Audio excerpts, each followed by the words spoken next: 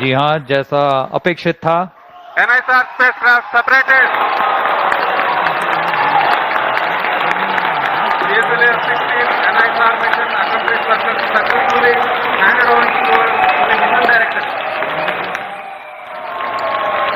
जी हाँ, इसकी पुष्टि हो चुकी है। This is promotion mission mission director. पे सफलता प्राप्त की जा चुकी है। GSLV F-16 vehicle has successfully injected the NISR satellite into its designated injection orbit. The GSLV F-16 NISR mission is successfully accomplished. History has been written today as NISR has been placed in the orbit successfully. Good evening all of you. स्वागत है आपका ceramic academy के YouTube platform पे। Last session में हमने axiom mission पढ़ा था, आपको पता होगा। इंटरनेशनल स्पेस स्टेशन में शुभांशु शुक्ला जी गए थे और हमारे लिए बड़ी उपलब्धि थी। आज एक और बड़ी उपलब्धि हमने हासिल की है निसार मिशन को लॉन्च करके। एक ऐसा मिशन जो चाहे कैसी भी वेदर कंडीशन हो, यानी कि बहुत ज़्यादा क्लाउड हो, बहुत ज़्यादा रेनी सीज़न हो, बहुत ज़्यादा बारिश हो रही है या बहुत ज़्यादा अंधेरा हो रखा है, उन सब वेदर कंडीशंस में भी अर्थ की एक बढ़िया सी इमेज हमको प्रोवाइड करके देता है। सिंपल लैंग्वेज में समझे तो अर्थ को ऑब्जर्व करके देगा। इवन क्या मिलीमीटर्स में भी वो छोटे छोटे क्या चेंजेस आ रहे हैं अर्थ की सरफेस पे या अर्थ के अंदर, वो सारा डेटा हम तक पहुँचाता रहेगा। इस तरीके का एक मिशन हमने आज की तारीख में लॉन्च किया है। आज की तारीख मतलब 30 जुलाई 2025 5:40 पे सतीश धवन स्पेस सेंटर श्रीहरिकोटा से GSLV F-16 लॉन्च व्हीकल से इसरो जो है नासा की कोलैबोरेशन में इस मिशन को लॉन्च कर चुका है।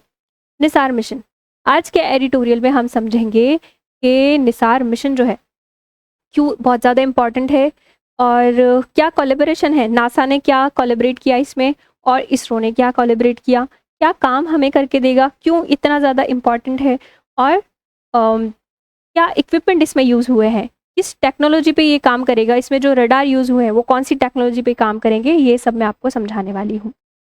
पहला ऐसा मिशन है 12 फ्रिक्वेंसी बैंड यूज़ कर रहा है, L band S band. L band क्या काम करेगा, एस बैंड क्या काम करेगा, ये भी हम समझेंगे। उसके पहले मतलब कि समझेंगे कि कैसे क्या टेक्नोलॉजी काम करती है। अच्छी तरह आपको समझना पड़ेगा उसके लिए कि ये काम क्या करता है, ये क्या क्या काम करके देगा, पहले हम वो देखते हैं, तब जाके हमें आसानी से समझ में आ जाएगा कि जो टेक्नोलॉजी है इसमें यूज़ कर रहे हैं, स्वीप टेक्नोलॉजी है, L band S band radar जो है वो किस तरीके से काम करते हैं, वो आपको समझ में आ जाएंगे। पहले देखते हैं कि क्या क्या काम ये करके देगा। अर्थ की जो सरफेस है उसकी निगरानी करेगा, यानी कि मॉनिटरिंग करके देगा। अर्थ की सरफेस को कंटिन्यूसली ऑब्जर्व करेगा। कैसे ऑब्जर्व करेगा? एक्सियोम मिशन बढ़ाया था, वो मिशन गया था लोअर अर्थ ऑर्बिट में। ये जो मिशन है निसार मिशन, ये दूसरे ऑर्बिट में जाता है। अर्थ के आसपास बहुत सारे ऑर्बिट है, अलग अलग तरह के स्पेसक्राफ्ट या फिर सैटेलाइट्स लॉन्च करने के काम आते हैं। ये जो मिशन है वो हमने भेजा है सन सिंक्रोनियस ऑर्बिट में। लोअर अर्थ ऑर्बिट जैसा ही एक और ऑर्बिट है, इसको आसान लैंग्वेज में ऐसे समझो इस तरीके से। चलो SSO यानी कि सन सिंक्रोनियस ऑर्बिट क्या होता है इसको पहले समझ लेते हैं अपन। सन सिंक्रोनियस ऑर्बिट क्या होता है ये समझ रहे थे, ये समझते हैं। जैसे अर्थ है रिवॉल्व कर रही है इस तरीके से, वेस्ट टू ईस्ट रिवॉल्व करती है, आपको पता है। लेट सपोज यहाँ पे सन है और सन की जो लाइट है इसके ऊपर पड़ रही है। ये जो ब्लू कलर की लाइन है वो आपको दिख रही है ऑर्बिट की लाइन, ये है सन सिंक्रोनियस ऑर्बिट। और ये जो छोटा छोटा सा ब्लू आपको राउंड राउंड दिख रहा है ये सैटेलाइट घूम रही है। मतलब कि आसान लैंग्वेज में समझाऊं आपको, जैसे ये हो गई अपनी अर्थ, और जब ये सैटेलाइट रिवॉल्व करती है तो ये सैटेलाइट उस दिन यानी कि हर दिन उस पर्टिकुलर रीजन में, जिस पर्टिकुलर दिन रीजन में ये कल भी थी परसों भी थी, उस पर्टिकुलर रीजन में सेम लोकल सोलर टाइम पे पहुंचती है। यानी कि ये 5 बजे यहाँ पहुंची थी तो अगले दिन भी 5 बजे यहाँ पहुंचेगी और इमेज कैप्चर कर लेगी। उसके बाद भी 5 बजे यहाँ पहुंचेगी, लगभग उस समय यहाँ पहुंच के इमेज कैप्चर कर लेगी। मतलब सेम सोलर लोकल टाइम पे ये एक क्षेत्र में पहुंचती है और हर दिन उसी समय के अराउंड ये पहुंच जाती है और अपना काम कर लेती है। इस तरह की ये होता है सन सिंक्रोनियस ऑर्बिट। लगभग आप हाइट में देखें 7,000 नॉट 7,000 743 किलोमीटर अर्थ की सरफेस से ऊपर ये एग्जिस्ट करता है। यहाँ पे हमने ये इस निसार मिशन को लॉन्च किया है, बात समझ में आ गई होगी। SSO यानी कि सन सिंक्रोनस ऑर्बिट का क्यों यूज़ किया है, ताकि जब ये इमेज कैप्चर कर रहा हो तो रोज़ उसको सेम अमाउंट ऑफ, मतलब कि सूरज की यानी सन की रोशनी सेम अमाउंट ऑफ लाइट यहाँ पे मिले, उस सेम टाइम में ये वहाँ पहुँचता है। कल जितनी रोशनी थी आज भी उतनी रोशनी उसको उस जगह पे मिले और इमेज कैप्चर कर ले। सेम रोशनी में ये इमेज कैप्चर करेगा, सेम लाइट्स में इमेज कैप्चर करेगा, तो ये हम आइडेंटिफाई इजीली कर पाएंगे कि कल की इमेज में आज की इमेज में क्या चेंज आया है। तो हम आइडेंटिफाई कर पाएंगे कि अर्थ की सरफेस पे क्या बदलाव हो रहा है। और यही तो इस मिशन का उद्देश्य है कि जो भी चेंजेस हो रहे हैं उसका डेटा हम तक ये पहुंचाता रहे। तो ये बात आपको समझ में आई कि सन सिंक्रोनस ऑर्बिट में क्यों भेजा है और क्या होता है सन सिंक्रोनस ऑर्बिट। ये इजी लैंग्वेज में मैंने आपको समझा दिया। अब क्या समझ रहे थे हम समझ रहे थे इसके काम। ये पृथ्वी की सतह का अवलोकन करेगा, यानी कि मॉनिटर करेगा अर्थ की सरफेस पे क्या चेंजेस हो रहे हैं। अर्थ जो है वो बहुत सारी टेक्टोनिक प्लेट से मिलके बनी है, आपको पता है, ज्योग्राफी में आपने पढ़ा होगा। टेक्टोनिक जो प्लेट्स हैं उसमें टेक्टोनिक एक्टिविटीज़ होती रहती है, वो मूव करती है। ये पता लगा लेगा कि कहाँ पे ज़्यादा मूवमेंट हो रहा है, कहाँ पे भूकंप आने के चांसेस हैं, कहाँ पे ज्वालामुखी के चांसेस हैं, और कहीं पे ये आते भी हैं तो ये हम तक डेटा पहुँचा देगा। और कहीं पे जो लैंडस्लाइड हो रही है वो भी हमें पता करके दे देगा।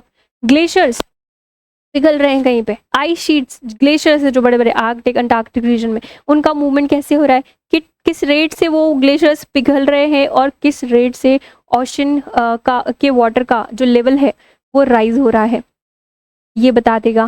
शोर लाइन जो है उसकी मॉनिटरिंग कर लेगा, मतलब कि कोस्टल जोन की मॉनिटरिंग कर लेगा, हमें डेटा बता देगा क्या चेंजेस आ रहे हैं। इवन अर्थ की सरफेस के अंदर जाके ग्राउंड वाटर लेवल कितना है, कहीं पे बढ़ रहा है या घट रहा है, और बढ़ रहा है घट रहा है तो किस रेट से बढ़ रहा है और घट रहा है, ये भी हमें बता देगा। हम काम देख रहे हैं इसकी कि क्या क्या ये कर सकता है और क्या क्या कर सकता है। ये मैंने बता दिया, समुद्री स्तर में घटना बढ़ना, ये सब आपको बता देगा। कहीं पे नेचुरल डिजास्टर आता है तो उसका डेटा हमें प्रोवाइड कर देगा। डिजास्टर मैनेजमेंट हम काम करते हैं, कहीं पे आया है तो रियल टाइम हमको डेटा प्रोवाइड कर देगा, उससे इजीली हो जाएगा हमारे लिए डिजास्टर मैनेजमेंट का जो भी काम है। उसके बाद क्लाइमेट चेंज कहीं पे हो रहा है तो किस तरीके से क्लाइमेट चेंज हो रहा है और उसका क्या इफेक्ट पड़ रहा है ये हम समझ पाएंगे, क्योंकि क्लाइमेट चेंज हो रहा है और किस रेट से हो रही है क्लाइमेट चेंज, वो वैज्ञानिकों तक रियल टाइम में डेटा पहुंचेगा तो इजीली स्टडी करना उसका, क्लाइमेट चेंज में जो भी चेंजेस आ रहे हैं क्लाइमेट्स में, वो हमारे लिए आसान हो जाएगा। उसके बाद छोटे छोटे ये चेंजेस हमको दे देगा, दिन रात हर समय ये हमें इमेज प्रोवाइड करेगा, डेटा प्रोवाइड करेगा। ये इतनी बात हमको समझ आई। अब समझते हैं कि ये जो निसार है वो काम कैसे करेगी एक्चुअली, और ये कैसे काम करेगी उसको समझने के लिए हमें पहले ये समझना ज़रूरी है कि कौन कौन से इक्विपमेंट इसमें यूज़ हुए हैं। वो इक्विपमेंट हम समझ लेते हैं तो हम आसानी से समझ जाएंगे कि कैसे काम करेगी। आप लोगों ने इतने टाइम से न्यूज़ में आ रहा था ये, तो आप लोगों ने पढ़ा होगा कि 2 तरीके के फ्रिक्वेंसी बैंड ये यूज़ कर रहा है, एल बैंड और S band. L band NASA ने प्रोवाइड किया है, एस बैंड इसरो ने प्रोवाइड किया है। और क्या क्या किसने प्रोवाइड किया ये देखेंगे। पहले जिस पे ये पूरी टेक्नोलॉजी बेस्ड है सबसे पहले उसको समझते हैं, यानी कि ये 2 बैंड्स जो है वो अपने लिए समझना इंपॉर्टेंट होते हैं, एल बैंड और एस बैंड। देख लेते हैं ये कैसा दिखता है, आपके लिए और आसान हो जाएगा इसको समझना। इस तरीके का ये दिखेगा। रियल टाइम में इमेज दिखाऊं आपको तो अर्थ के ऊपर जाके ऐसे ही घूमेगा, हर दिन 14 राउंड लगा लेगा। 14 राउंड में जितना भी एरिया कवर कर पाता है, एक बार में 240 किलोमीटर का एरिया कवर करेगा, और जितना भी एरिया ये कवर कर पाता है उसकी इमेज सिंक्रोनाइज करके हमको भेज देगा। अब देखते हैं क्या क्या इक्विपमेंट इसने यूज़ किए यहाँ पे। L band synthetic aperture radar और S band synthetic aperture radar. S तो दिया है इसरो ने और एल दिया है नासा ने। इसके अलावा क्या इक्विपमेंट दिए हैं, रडार, इंस्ट्रूमेंट स्ट्रक्चर, स्पेसक्राफ्ट बस 13 नहीं है, ये I3 है, I3K ये इसरो ने दिया है। ये क्या काम करेगी ये भी हम समझेंगे। सोलर एरेज ये हैं जो सन की लाइट्स लेंगे, एनर्जी प्रोड्यूस करेंगे और इस तक पावर सप्लाई होगी और ये मिशन निरंतर काम करता रहेगा। इसके लिए एंटीना है, इस तरीके का एंटीना है, ये यहाँ से जब सिग्नल आएंगे तो इनको रिफ्लेक्ट करेगा और यहाँ से जब वापस सिग्नल आएंगे अर्थ की सरफेस से तो ये इस पर रिफ्लेक्ट करेगा। कैसे काम करेगा अभी समझेंगे। ये एंटीना है, लगभग इसका डायामीटर है 12 मीटर का, इतना बड़ा ये एंटीना है, रिफ्लेक्ट करेगा ये एस बैंड एल बैंड जो भी वेव्स छोड़ेंगी उनको रिफ्लेक्ट करेगा और रिसीव करेगा, ये काम ये करेगा। उसके बाद और क्या है, जीपीएस एंटीना है। बस बहुत ज़्यादा डिटेल में नहीं जाना, बहुत ज़्यादा टेक्निकल नहीं जाना, इसको आसान लैंग्वेज में हमको समझना है। इसरो ने एस बैंड दिया, एस बैंड को समझते हैं। इस बैंड की का क्या काम है, ये जो बैंड है वो एक तरीके की वेव्स को यहाँ ट्रांसमिट करेगा, इस एंटीने पे एक तरीके की वेव्स को ट्रांसमिट करेगा। लेट्स सपोज इसने यहाँ पे ट्रांसमिट की, लेट्स सपोज नहीं माइक्रोवेव का यूज़ कर रहे हैं, माइक्रोवेव ये ट्रांसमिट करेगा। एस बैंड है मतलब कि यहाँ पे थोड़ी सी शॉर्ट रेंज वाली यानी कि शॉर्ट वेवलेंथ वाली माइक्रोवेव्स यूज़ करेंगे। शॉर्ट रिलेटिवली एल बैंड से शॉर्ट माइक्रोवेव लेंथ, मतलब कि लगभग इसकी रेंज रहती है 7.5 से 15 सेंटीमीटर और मीन एवरेज निकाले तो 12 सेंटीमीटर की वेव हमने यूज़ की है इसमें। एस बैंड यहाँ पे वेव्स देगा और ये एंटीना इन वेव्स को, लेट्स सपोज ये अर्थ की सरफेस है, ये अर्थ की सरफेस है, इन वेव्स को ये एंटीना रिफ्लेक्ट करेगा, वापस भेजेगा अर्थ की सरफेस पे, भेज दिया। अभी ये सरफेस से टकरा के आएंगी वापस और ये वापस जाएंगी इधर, इधर रिफ्लेक्ट कर देगा। मतलब कि ये जब गया तो यहाँ से रिफ्लेक्ट होके अर्थ की सरफेस पे गया और इन वेव्स ने अर्थ की सरफेस पे जो भी चीज़ें थी, कहीं पे पर्वत पठार, कहीं पे फॉरेस्ट, कहीं पे वाटर बॉडी, उन सबको कर लिया स्कैन कर लिया और एक इमेज ले ली। स्कैन करके जो भी स्कैन्ड डेटा था, स्कैन सिग्नल थे, स्कैनिंग के बाद जो भी सिग्नल प्रोड्यूस हुए वापस से यहाँ पे रिफ्लेक्ट हो गए और यहाँ तक पहुँच जाएंगे। और वो छोटे इमेजेस में ये हमको छोटी छोटी इमेजेस कैप्चर करेगा और ये पूरा डेटा यहाँ पहुँच के एक सिंक्रोनाइज होंगे और बड़ी सी एक इमेज जो कि जिसका रेजोल्यूशन बहुत ज़्यादा हाई होगा, हाई रेजोल्यूशन वाली इमेज इस तक पहुँचा देगा। यहाँ पे कम्युनिकेशन सिस्टम लगा है जो ग्राउंड स्टेशन पे वो डेटा भेज देगा। इस तरीके से ये वाला बैंड काम करेगा। एल बैंड भी कुछ इस तरह से काम करेगा। पूरा डेटा इन दोनों बैंड से जो भी आ रहा है वो यहाँ स्टोर होके ग्राउंड स्टेशन पे आ जाएगा। लगभग 80 TB साइज में ये डेटा रोज़ हम तक पहुँचाया करेगा। इतना डेटा ये जनरेट करेगा और हम तक पहुँचाएगा प्रोसेसिंग करके। ये बात आपको समझ में आ गई। एल बैंड की फंक्शनिंग समझते हैं। एल बैंड क्या काम करता है, रिलेटिवली थोड़ी सी ज़्यादा वेवलेंथ है इसकी और ये 24 सेंटीमीटर तक की वेवलेंथ को रिफ्लेक्ट करेगा, यहाँ तक पहुँचाएगा और अर्थ की सरफेस पे जाएगा। अर्थ की सरफेस से स्कैन होके फिर वापस आएगा यहाँ पे और ये पहुँचा देगा अपने सिस्टम में उस डेटा को।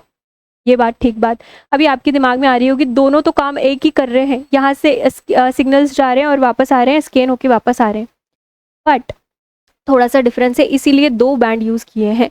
एस बैंड जो है ये वेवलेंथ कम है, इसका मतलब इसका काम है हाई रेजोल्यूशन की इमेज प्रोवाइड करना। जितनी ज़्यादा वेवलेंथ होती है, या इसको ऐसे समझ लो कि जितनी कम वेवलेंथ होती है उतना ही रेजोल्यूशन इमेज का जो होता है वो हाई होता है, हाई रेजोल्यूशन। इसकी वेवलेंथ कम है मतलब कि ये हाई रेजोल्यूशन की इमेज प्रोवाइड करेगा, और वेवलेंथ कम है तो ये अर्थ की सरफेस को पेनिट्रेट नहीं कर पाएगा बहुत ज़्यादा, और अर्थ की सरफेस पे जो है वही सारा हमको डेटा प्रोवाइड करके देगा, यानी कि सरफेस की तस्वीर हमको खींच के देगा। इधर आ जाओ, एल बैंड पे 24 सेंटीमीटर वेवलेंथ ज़्यादा है, अर्थ की सरफेस से ये पेनिट्रेट कर जाएगा अंदर तक। और अंदर क्या चेंजेस आ रहे हैं अर्थ की सरफेस पे, यानी कि क्या टेक्टोनिक एक्टिविटीज़ हो रही हैं या फिर ग्राउंड लेवल वाटर जो हमने समझा था एक काम, उसमें क्या चेंजेस आ रहे हैं, ये सब सारे चेंजेस हमको अर्थ की सरफेस के अंदर जो भी हो रहा है वो स्कैन करके हमको देगा, क्योंकि इसकी ज़्यादा वेवलेंथ है, ये अंदर तक पेनिट्रेट करके जाएगा और अंदर का डेटा हमको प्रोवाइड करके देगा। तो इसलिए दोनों के अलग अलग काम हैं। एस बैंड तो हमें हाई रेजोल्यूशन की इमेज दे रहा है और एल बैंड हमें सरफेस के अंदर का डेटा हमको प्रोवाइड करके दे रहा है। कहीं पे फॉरेस्ट है तो वो फॉरेस्ट कैनोपी को भी पेनिट्रेट करेगा, और कितना बायोमास है उसमें, उस फॉरेस्ट में जितनी जो भी सॉइल है उसमें कितना मॉइस्चर है, जो भी आप क्रॉप है उस क्रॉप की जिस सॉइल पे वो क्रॉप लगी है उसमें कितना मॉइस्चर है, ये माइन्यूट बहुत ही माइनर डिटेल या चेंजेस हमको एल बैंड प्रोवाइड करके देगा। तो इतनी बात मैंने आपको समझाई कि एस बैंड एल बैंड दोनों अलग अलग यूज़ किए क्योंकि दोनों के अपने अलग अलग काम हैं। पहला ऐसा मिशन है जो दोनों तरीके के बैंड यूज़ कर रहा है। कभी अर्थ ऑब्जर्वेशन मिशन जो है ऐसा नहीं है कि पहली बार हमने लॉन्च किया है, और भी लॉन्च किए हैं, लेकिन किसी में एल बैंड कोई जो काम करता है वो सिर्फ सरफेस से ही इमेज आपको लेके दे देता है, या कुछ कोई दूसरे काम करता है, पर ये दोनों तरह के, मतलब कि ऐसा समझ लो वन स्टॉप सोल्यूशन प्रोवाइड करके दे रहा है निसार विजन हमको। ठीक बात। अब क्या समझना है हमको? अब हमको समझना है, मूव करते, ये हमको समझ में आ गया। अभी समझना है कि कौन, मतलब कि कौन सी स्पेस एजेंसी ने क्या कंट्रीब्यूशन किया है। ठीक है, इसरो जो है उसने दिया है एस बैंड, नासा जो है उसने दिया है एल बैंड।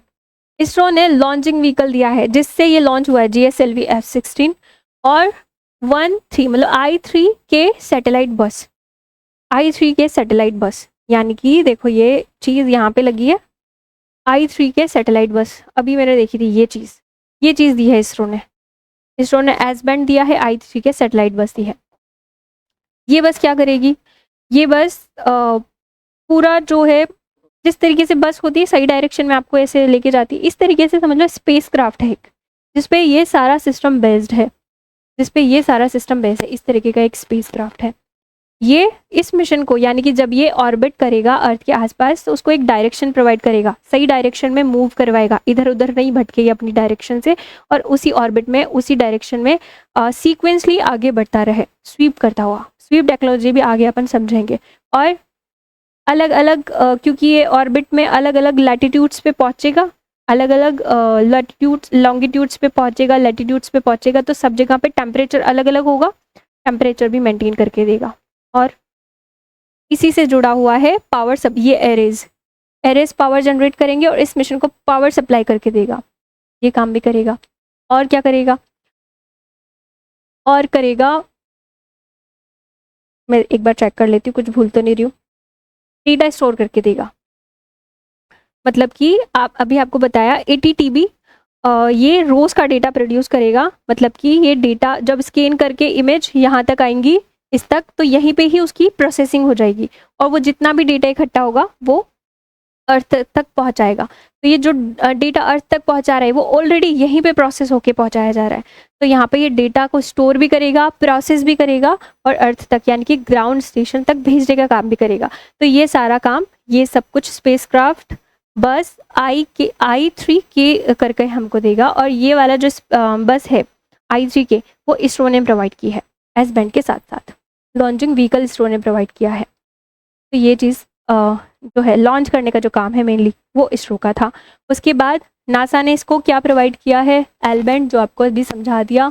उसके बाद अनफोल्डेबल एंटीना रिफ्लेक्टर, वो बड़ा सा जो 12 मीटर का जो एंटीना था वो नासा ने दिया है। उसके बाद स्वीप सार टेक्नोलॉजी, ये भी नासा की ही टेक्नोलॉजी है, इसको अभी समझेंगे, इसी का मेन रूल है। GPS रिसीवर्स नासा ने दिया है, और डेटा को प्रोसेस करने वाला जो भी सिस्टम है वो भी नासा ने दिया है। तो इस तरीके से नासा और इसरो दोनों की कोलैबोरेशन में ये लॉन्च हुआ है।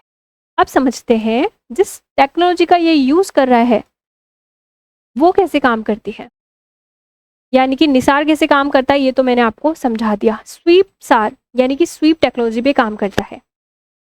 निसार जो है वो स्वीप टेक्नोलॉजी पे काम करता है। स्वीप टेक्नोलॉजी कैसे काम करती है ये चीज़ को अपन समझते हैं। जैसे कि ये हो गई आपकी अर्थ और सैटेलाइट यहाँ पे सन सिंक्रोनस ऑर्बिट में रिवॉल्व कर रही है। अब जैसे जैसे सैटेलाइट यहाँ पे पहुँचती है तो वो सैटेलाइट जो है एक अर्थ के एक कोने से दूसरे कोने तक स्वीप करती हुई जाती है, और यहाँ से यहाँ तक एक बड़े एरिया को एक साथ में स्कैन कर लेती है। फिर थोड़ा सा आगे बढ़ेगी, एक साथ स्कैन कर लेगी, फिर थोड़ा सा आगे बढ़ेगी, एक साथ उस एरिया को स्कैन कर लेगी। ऐसे स्वीप करती हुई आगे बढ़ती है। जैसे जैसे टेबल फैन होता है, टेबल फैन भी स्विंग करता है, तो इधर से उधर जाता है, वैसे ही ये सैटेलाइट भी ऐसे ही जाएगी खसकती हुई, है ना। या फिर अपन फोटो कॉपी कराने जाते हैं तो आपने जेरॉक्स मशीन या स्कैनर में देखा होगा, जब आप पेज लगाते हैं वहाँ पे तो एक ग्रीन कलर की लाइट मैंने देखी है, वो पेज के स्टार्टिंग वाले वहाँ से और लास्ट तक जाती है, लास्ट के कोने तक जाती है, तो इस तरीके से स्वीप करता है, वो जेरॉक्स कर देती है उसकी। इसी तरीके से ये वाली सैटेलाइट भी अर्थ की सरफेस पे स्वीप करती जाएगी, उस डेटा को कलेक्ट करेगी, फिर थोड़ा सा आगे स्वीप करती जाएगी, उस डेटा को कलेक्ट करेगी, फिर आगे स्वीप करेगी, उस डेटा को कलेक्ट करेगी, ऐसे स्वीप कर करके छोटे छोटे छोटे छोटे टुकड़ों में जो ये स्कैन करेगी अर्थ की सरफेस को, उस पूरी स्कैनिंग को एक साथ मर्ज करके एक हाई रेजोल्यूशन इमेज हमको प्रोवाइड करके देगी। इस तरीके से ये स्वीप टेक्नोलॉजी काम करती है। एक बार में ये जो टेक्नोलॉजी है वो 240 किलोमीटर का एरिया को स्कैन कर लेगी, 240 किलोमीटर के इसकी एरिया को। उसके बाद एक दिन में मैंने बताया 14 बार ऑर्बिट करेगी, मतलब कि 14 बार पृथ्वी के चक्कर लगा लेगी, और 12 दिन में लगभग 12 दिन में 2 बार ये हमको पूरी अर्थ से रिलेटेड जितने भी इसने स्कैनिंग की है वो डेटा हमको प्रोवाइड कर देगी 12 दिन में 2 बार। तो इतना मैंने आपको समझाया, और इस तरीके से ये मिशन या स्वीप टेक्नोलॉजी काम कर रही है। होपफुली मैं आपको ठीक से समझा पाई। सिग्नल्स, रडार सिग्नल धरती की सतह पर भेजा जाता है, वहाँ से टकरा के वापस आता है, ये तो मैंने आपको पहले ही समझा दिया, वही चीज़ यहाँ पे लिखी हुई है। सिग्नल को रिसीव करने के लिए मल्टीपल रिसीविंग एंटीनाज यूज़ होते हैं। वो एंटीना जो बड़ा सा है 12 मीटर का उसका डायमीटर है, वही उसी एंटीना की बात हो रही है। अलग अलग सतह से रिफ्लेक्टेड सिग्नल कलेक्ट होते हैं, सिग्नल कंबाइन होता है और एक डिटेल हाई रेजोल्यूशन इमेज यहाँ पे प्रोवाइड करके देती है। तो ये चीज़ है, इस तरीके से स्वीप टेक्नोलॉजी काम करती है। आई होप मैं आपको समझा पाई।